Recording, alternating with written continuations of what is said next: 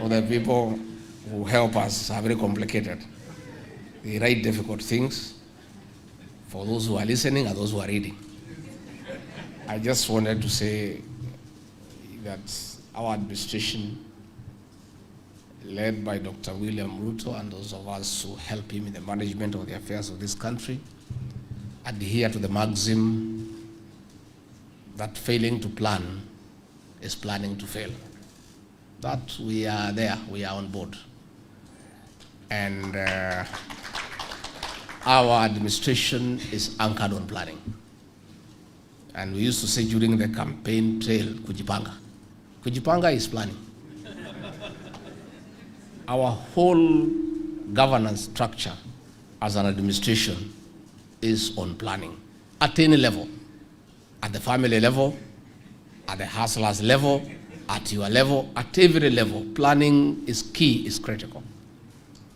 Planning is a key and critical component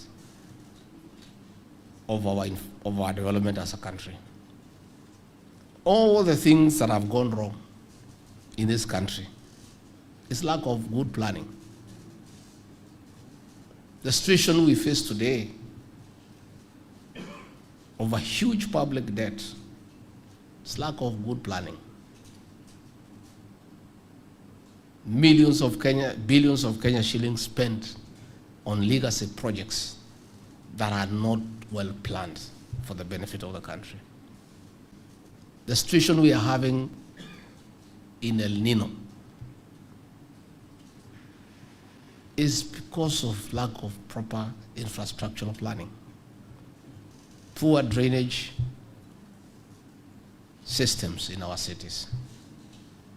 So this convention is being held at the right time. That planning is key. I have discussed with your chairman and the officials before we came here, and we have agreed that I'm going to have a meeting with your officials to come and take me through institutions of government where you think that at the board of directors, we need a planner to sit in that board. And once they have persuaded me, and I'm a very simple person to persuade. Mbona msikuja na kizungu mingi kwangu? Just be simple so that I understand quickly.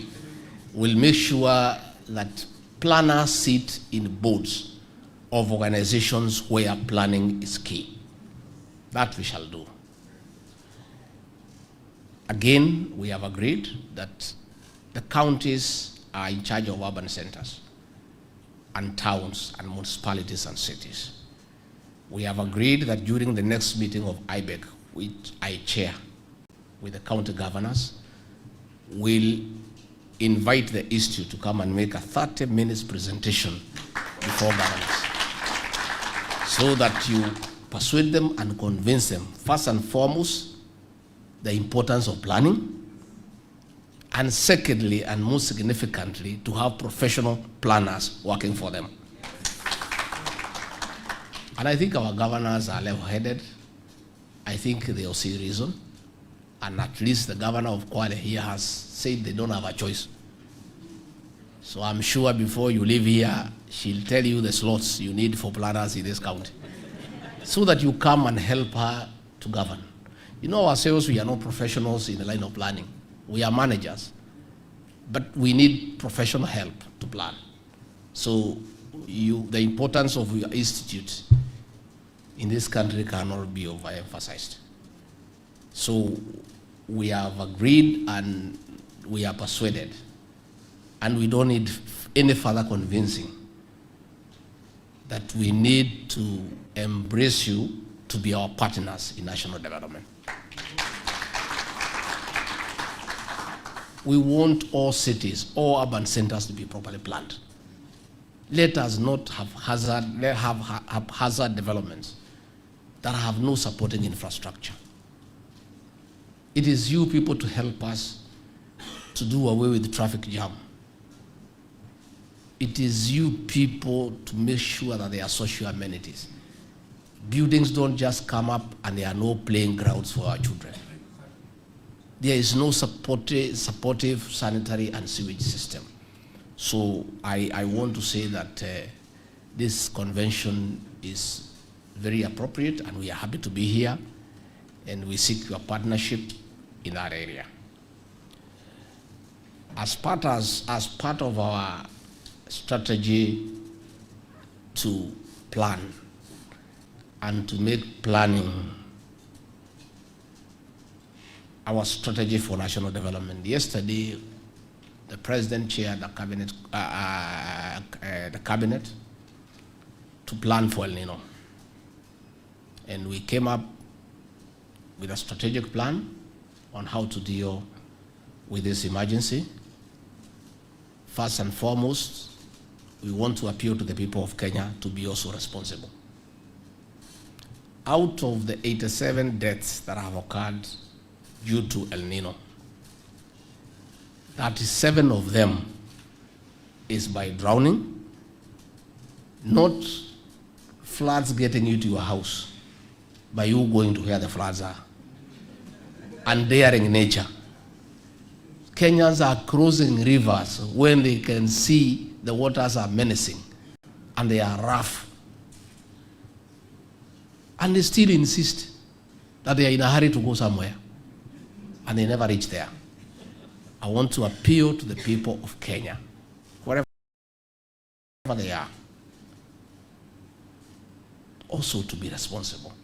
As much as they're asking the government to intervene, how do we intervene when you get into a river and you can see the way it is flowing?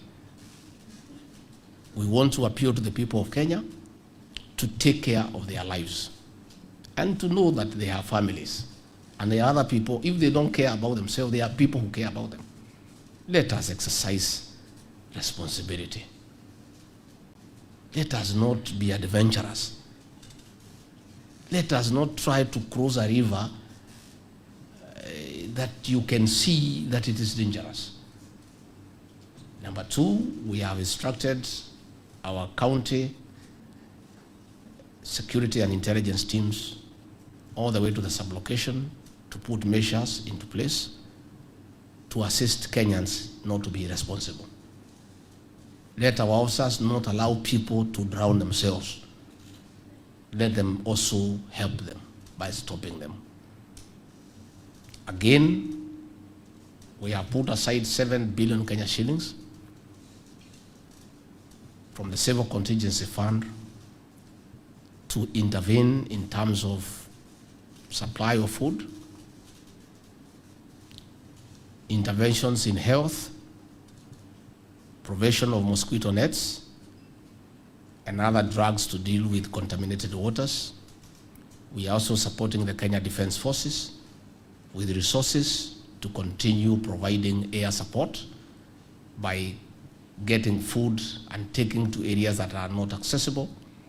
We are also giving resources to the Ministry of Roads and Transport to restore roads that have been cut off to enable supplies reach their destinations. We are enabling them to come up with temporary bridges where they have been cut off. We are also helping the Ministry of Water to deal with the dams that are likely to have a spillover that is dangerous. And we want to ask Kenyans near dams to move to safer grounds. We want to ask Kenyans also to listen to the various alerts that are being given and comply accordingly. So we have put 7 billion shillings from the Civil Contingency Fund as an intervention. We have also tried to help the counties, not directly, because it's important that we clarify, because sometimes people hear what they should not, what they want to hear. Through the division of revenue bill, we share monies with the county governments. They take a certain percentage, the national government retains the other percentage. From their shareable revenue, last week, we released 10 billion shillings to the counties as part of their shareable revenue. and we are requesting them to consider applying some of that money for El Nino interventions. This week, we shall again release another 10 billion to the counties, not specifically for El Nino, but as part of their shareable revenue. And we are requesting governors to apply their minds and see what they can do with that money, what they can reallocate to save lives. And I want to take this opportunity when I'm in Kwale, not because the governor is here, but because her and her government have intervened proactively for the people of Kwale. She has used funds to save lives, and I'm requesting other governors to follow suit.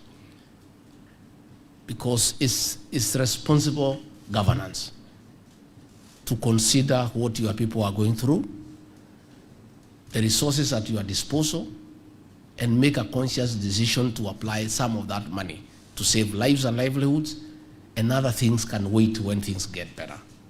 And that is an appeal we continue making. Again, I want to ask the county governments to continue unblocking drainage systems. And I again want to thank the governor of Kwale, the governor of Nairobi, the governor of Uasin Gishu, the governor of Nakuru. They did a fantastic job.